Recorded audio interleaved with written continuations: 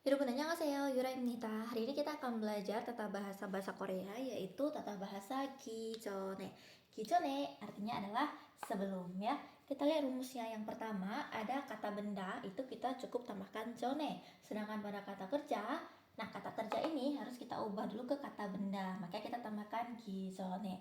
Misalkan kalau 1 jam, nah 1 jam itu 한시간. 한시간 ini kira-kira kata kerja atau kata kerja atau kata benda?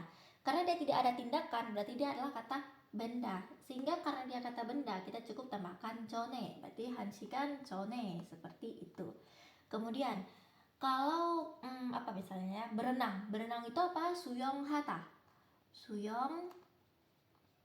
Maaf, 수영하다 nggak gini tulisannya. 수영하다 gini ya. 수영하다. Nah ini berarti kalau 수영하다 kita tambahkan apa? 기전에, karena dia kata kerja, berarti kita pakaikan 기전에. 수영하기 전에, jadinya seperti itu. Kalau pada kata benda kita bisa artikan yang lalu, berarti 1 jam yang lalu ya, kita artikan yang lalu. Sedangkan kalau pada kata kerja kita bisa artikan sebelum berenang bla bla bla gitu, kita bisa artikan sebelum ya. Oke, sekarang kita lihat contoh kalimatnya. Saya telah datang ke Korea 2 tahun yang lalu. Oke, gimana cara mengartikannya ke dalam bahasa Korea? Yang pertama adalah saya. Saya itu apa? 저는 gitu ya. 저는. Oke.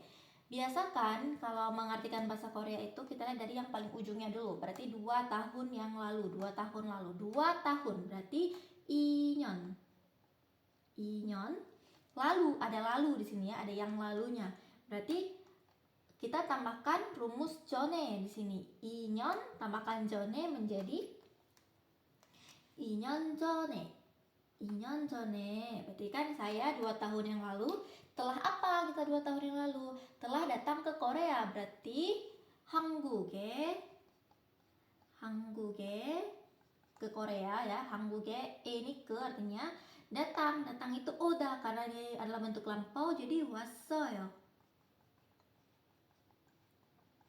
오케이, 저는 2년 전에 한국에 왔어요.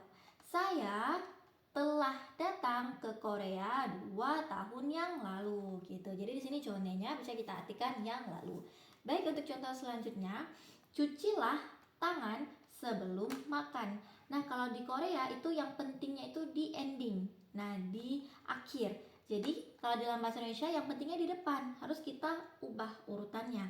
Jadi cucilah tangan ini satu kesatuan, sebelum makan ini satu kesatuan. Kita masukkan sebelum makannya dulu, baru cucilah tangan gitu ya.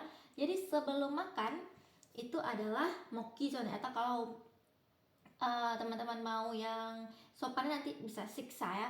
Tapi ini kita versi yang biasanya dulu, 먹다. Kita ambil kata 먹다. 먹다 ini karena dia merupakan kata kerja, ada tindakan ya, kata kerja. Jadi 먹다 ini kita harus tambahkan 기전에. Berarti 먹기 전에, sebelum makan, seperti itulah. Cucilah tangan, perintah gitu ya. 손, tangan itu apa? 손. Dia tangan ini sebagai apa? Sebagai objek yang terkena tindakan. Yang dicuci itu tangan. Jadi 손을 gitu ya. 손을 cuci. Cuci itu apa? 씻다. Tapi karena di sini ada lahnya, berarti maksudnya suruhan dengan sopan, kita bisa pakai 으세요, 씻으세요. Jadi kalimatnya menjadi 먹기 전에, sebelum makan. 손을, tangan, 씻으세요. Cucilah tangan sebelum makan. Seperti itu. Nah, kita ulang sekali lagi. 전에 atau 기전에 itu bisa kita artikan yang lalu pada kata benda atau sebelum pada kata kerja. Cara penggunaannya mudah. Kalau kata benda kita tambahkan 전에, kalau kata kerja kita tambahkan 기전에. 저는 2년 전에 한국에 왔어요. Saya telah datang ke Korea 2 tahun yang lalu. Cucilah tangan sebelum makan. 먹기 전에 손을 씻으세요. Cucilah tangan sebelum makan. Seperti itu.